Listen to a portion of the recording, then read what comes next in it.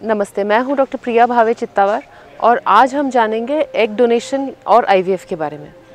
हम जानते हैं कि कुछ महिलाओं के अंदर जब हम टेस्ट ट्यूब बेबी की प्रक्रिया करना चाहते हैं तो उनके एग्स की क्वालिटी और क्वांटिटी कम होने के कारण हम उन्हें एग डोनेशन के लिए एडवाइस करते हैं।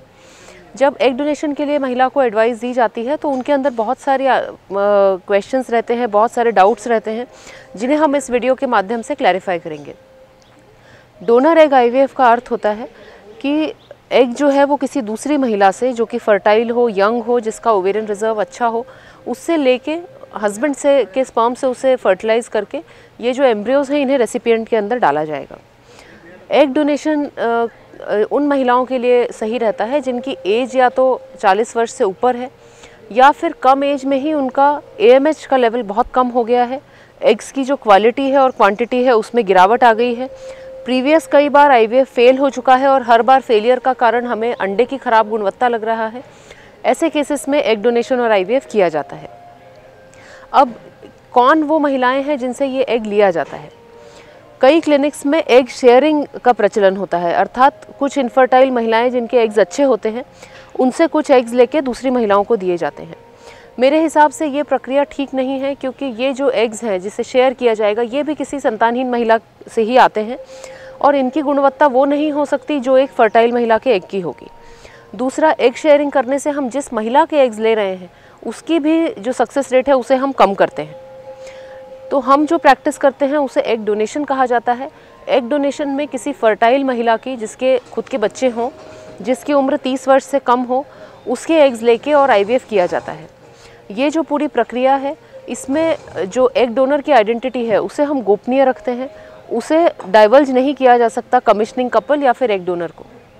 डोनर के कई ब्लड टेस्ट किए जाते हैं जिससे सुनिश्चित किया जाता है कि वो स्वस्थ है, उसके अंदर कोई इन्फेक्शन या बीमारी नहीं है और उसका ओवेरियन रिजर्व अच्छा है, क्योंकि यही डिसाइड करेगा कि जो रिज़ल्ट है वो किस तरह का रहेगा।